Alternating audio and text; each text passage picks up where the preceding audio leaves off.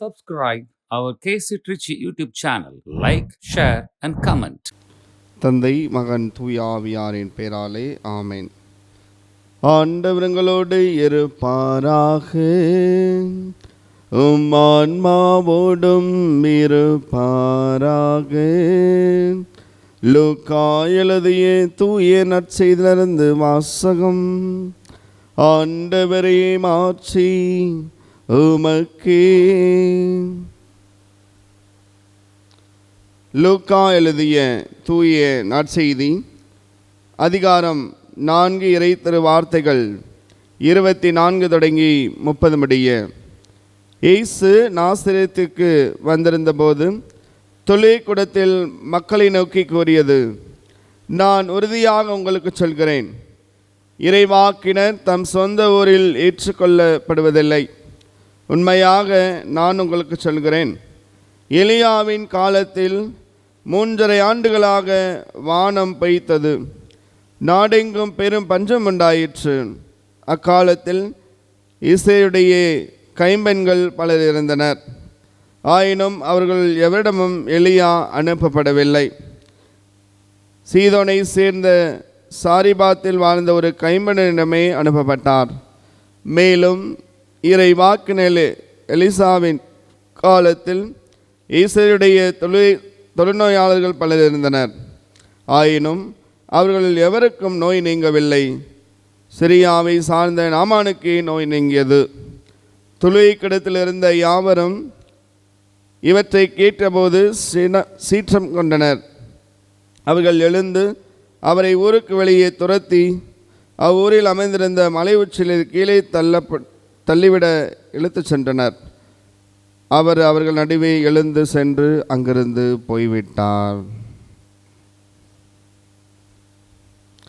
ஆண்டவரின் அருள்வாக்கு. கிறிஸ்துவே உமக்கு புகழ். இவர் யோசேப்பின் மகன்தானே. இயேசுவில் பிரியமான சகோதர சகோதரிகளே, இறைவாக்கினர் தம் சொந்த ஊரில் ஏற்றுக்கொள்ளப்படுவதில்லை. இது உண்மைதான். இது இயேசுவுக்கும் நடந்தது என்பதை விவிலியம் தெள்ள தெளிவாக எடுத்து கூறுகின்றது. ஏன் இயேசுவை தம் சொந்த ஊரில் ஏற்றுக்கொள்ள மறுத்தனர்? நாசரேத்தில் மக்கள் இயேசுவை ஏற்றுக்கொள்ள மறுக்கின்றனர். ஏனென்றால் அவருடைய மைண்டில் என்ன இருக்கிறது? இவர் இன்னார் மகன்தானே, இன்னாருடைய பிள்ளைதானே, யோசேப்பின் மகன்தானே, இவர் ஆரோக்கியசாமியின் மகன்தானே என்று அவர்களை பற்றிய ஒரு தாழ்வு மனப்பான்மை, ஒரு கீழ்த்தரமான எண்ணத்தோடு இருந்தார்கள். அதே போன்றுதான் மற்ற விஷயங்களிலும். இவன் மூலமாக நன்மை நினைப்பதா, இவன் நல்ல பேர் வாங்குகின்றான் என்பதற்காக அவரை கீழ் கொண்டுவதற்காக, அவரை தரம் குறைவதற்காக, அவருடைய வளர்ச்சியை கெடுப்பதற்காக இன்று பல கூட்டங்கள் உருவாகி கொண்டிருக்கின்றது. பல்வேறு மனிதர்கள் தங்களையே தானான் என்ற ஆணவம், இவர் எனக்கு கீழ்தான் இருக்க வேண்டும்,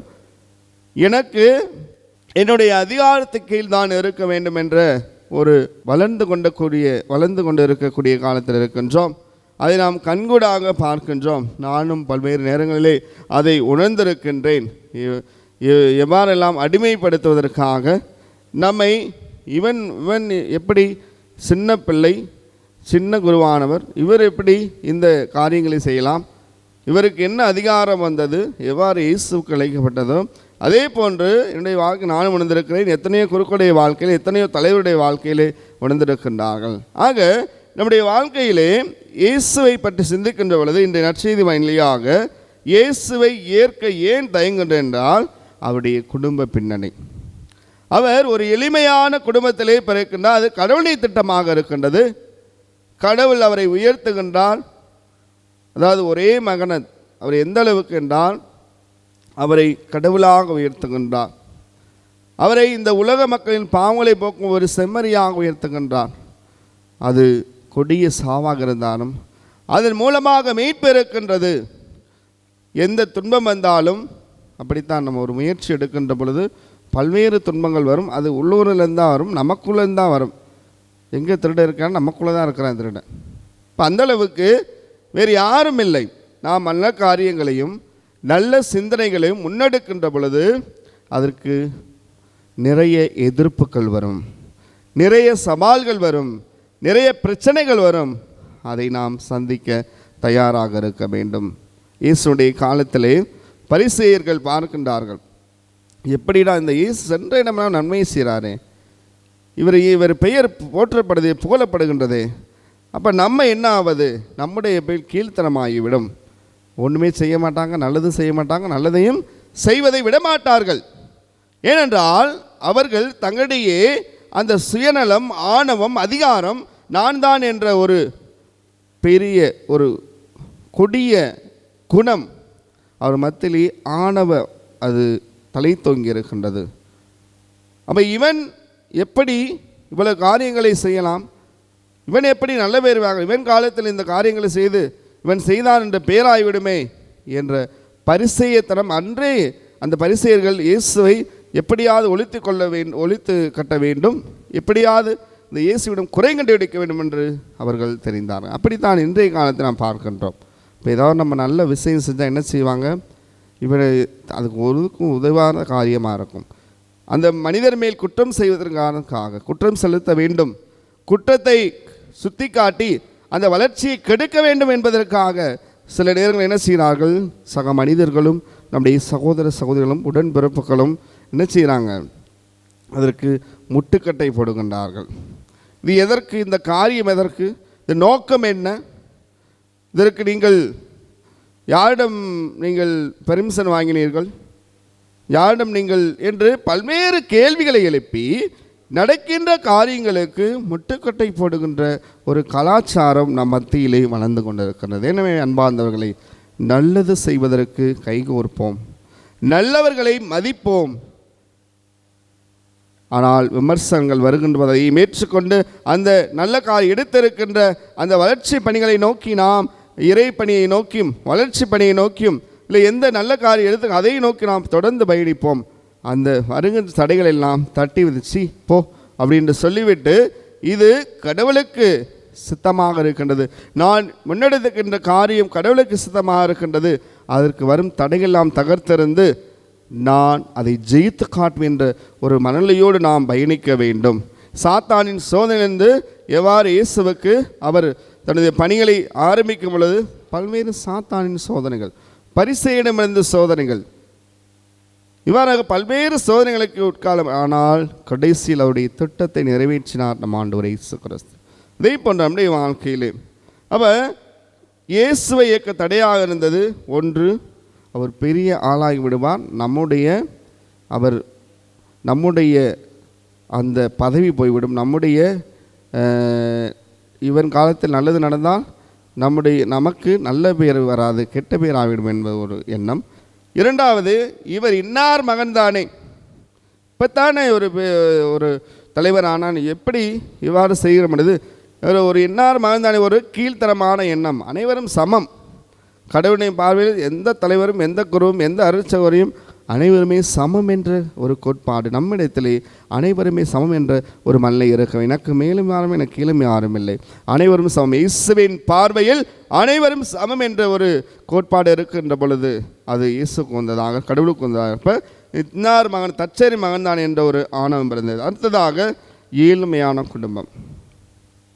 அவர் ஏழ்மையான குடும்பத்தில் வந்திருக்கின்றார். சாதாரண குடும்பத்தில்னா அவர் உயர்த்தப்படுகின்ற பொழுது அங்கே பொறாமையும் அங்கே சுயநலம் ஆட்கொள்ளப்பட்டு அவருடைய வளர்ச்சி கெடுக்கின்றது. அடுத்ததாக நான்காவது പറയുന്നത് ஆணவம். ஆணவம் நான் தான் உணர வேண்டும். ஆனால் இயேசுவிடத்திலே எல்லோரும் சமம் என்ற ஒரு கோட்பாடு இருக்கின்றது. ஆனால் அந்த ஆணவக்காரர்கள் இயேசுவை, அந்த ஆணவம் என்ற எண்ணம் இயேசுவை என்ன செய்யுது, இயேசுவை குறைத்திட வேண்டும், இயேசுவின் பணிவாழ்வை, இயேசு கடவுளின் திட்டத்தை சீர்குலைக்க வேண்டும் என்ற ஒரு ஆணவம், அதிகாரம் அந்த மக்கள் மத்தியில் இருந்ததால் அவரால் அந்த பணியை செல்வதற்கு தடையாக இருக்கின்றது. அடுத்ததாக இவன் நன்மை செய்து விட்டால் இவனுக்கு பெயர் கிடைத்துவிடும், அந்த ஒரு கௌரவம் இவனுக்கு தான் இருக்கும், நமக்கு இருக்காது என்ற ஒரு கெட்ட எண்ணங்கள் இயேசுவின் பணிக்கு தடையாங்க. அப்போ அந்த மத்தியில் இருந்த அந்த கெட்ட மனிதர்களும் பரிசேயத்தனம் உள்ள மனிதர்களும் இவரை எப்படியாவது ஒழித்து கட்ட வேண்டும், இவர் எப்படியாவது ஒரு வளர்ச்சி கெடுக்க வேண்டும், இவருடைய புகழ் பறைசாற்றப்படக்கூடாது என்ற ஒரு கெட்ட எண்ணங்கள் மக்கள் மத்தியிலும் சகோதர சகோதரத்திலும் உடன்பிறப்பு இருந்த அந்த ஒரு உணர்வு அவருடைய பணிக்கு தடையாகதான். அவை அன்பார்ந்தவர்களே, இவர் யோசேப்பின் மகன் தானே, இவர் சாதாரண மகன் இல்லை, இவர் சாதாரண இயேசு கிறிஸ்து இல்லை, இந்த உலகை படைத்த ஒரு கடவுள் என்பதை நாம் உணர்ந்து நாம் இந்த இயேசுவை போன்று சென்ற இடமெல்லாம் நன்மை செய்கிறவராக, ஒருவரை மதிக்கின்றவர்களாக, அதே போன்று உதவி செய்யவில்லை என்றாலும் நாம் உபத்திரம் கொடுக்கக்கூடாது. ஒரு நல்ல காரியங்கள் முன்னெடுக்கின்ற பொழுது தவக்காலத்தில் சிந்து பார்ப்போம், உதவி செய்யவில்லை என்றாலும் உபத்திரம் கொடுக்கக்கூடாது. அப்போ இந்த தவக்காலத்து பிறகு உதவி செய்ய வேண்டும், நல்ல காரியங்களை முன்னெடுக்கின்ற பொழுது அதற்கு நாம் அவர்களுக்கு ஊக்கப்படுத்த வேண்டும். மாறாக அவர்களை பற்றிய ஒரு விமர்சனங்களை எழுப்புவதோ, தேவையில்லாத பிரச்சனைகளை ஒரு சின்ன விஷயமாக அதை எப்படியாவது பெரிய விஷயமாக குறை கண்டுபிடிக்க அந்த எண்ணம் இருக்குது. இந்த காலத்தில் களைவோம், குறைகளை களைவோம், நிறைவு காண்போம், புரிந்து கொள்வோம், நமது புத்தியை நமது அறிவை தீட்டுவோம், நல்லவர்களாக இயேசுவை போன்று சென்ற இடமெல்லாம் நன்மை செய்வோம். அதற்கு பின்னால் வரும் சவால்கள் துன்பங்கள் அனைத்தையும் இயேசுவிடம் ஒப்படைப்போம். இயேசுவுக்கே அன்று அவருடைய பணியை செய்கின்ற பல்வேறு துன்பங்கள் வந்தது, பல்வேறு சாத்தானின் சோதனை வந்து, பரிசீலனை வந்து, பல்வேறு விமர்சனங்கள் வந்தது. அதனால் ஏற்றுக்கொண்டு அவர் கடைசியில் இறை மகன் இயேசுவிடம் கொண்டு ஆழமான நம்பிக்கையுமா அந்த நம்பிக்கையை வைத்து அவர் பல்வேறு காரியங்களை செய்தார். மக்களுக்கு ஏற்றவராக, இந்த உலகம் போற்றும் இறைவனாக, இந்த உலகை படைத்த இறைவனாக இந்த உயர்த்தப்பட்டிருக்கின்றார். இந்த உலகை படைத்த ஒரே கடவுள், அவருக்கே பணி செய்வோம். அவருக்கு எவ்வாறு துன்பங்கள் வந்தபோது அவர் துணிந்து அதை செயலாற்றி நன்மை செய்தார். அதே போல் நாமும் மக்களுக்கான செயல்பாடுகளை, இந்த சமூக முன்னேற்றத்திற்கான இறைப்பணிக்கான சமூக செயல்பாடுகள் எடுக்கின்ற பொழுது வரும் துன்பங்களை நாம் தகர்த்தெறிவோம். நம்மை அவர்கள் முட்டுக்கட்டை ஊட்டாலும் அதற்கு நாம் துணிந்து போராடி நன்மை செய்வதை கருத்தாயிருப்போம். இயேசு கிறிஸ்துவும் அன்னை மரியாவும் புனிதர்களும் என்னாலும் நம்மோடு இருப்பார். நாம் துணிந்து செல்வோம். இந்த தவகாலத்திலே நாம் அனைவரும் இயேசுவின் பிள்ளைகளாக வாழ்வோம். நாம் மனம் மாறியவர்கள் என்பதை மத்தேயு 3:8 குறிப்பிடுவது போல, நீங்கள் மனமாறியவர் என்பதை அதற்கேற்ற செயல்களால் காட்டுங்கள். இந்த இறைவார்த்தைக்கு ஏற்ப நாமே மாற்றிக்கொள்வோம். நம்மையும் நமது குடும்பங்களையும் நாம் செய்யும் ஒவ்வொரு முயற்சியும் இறைவன் உடனிருந்து நம்ம வழிநடத்துவாராக. ஆமீன். God bless you all. நிலையான புகழுக்குரிய தூயரே நற்கருணைக்கு எல்லா காலமும் ஆராதனையும் புகழும் போற்றியும் மாற்றியும் உண்டாக கடவுளே. தந்தை மகன் தூய ஆவியின் பெயராலே ஆமீன்.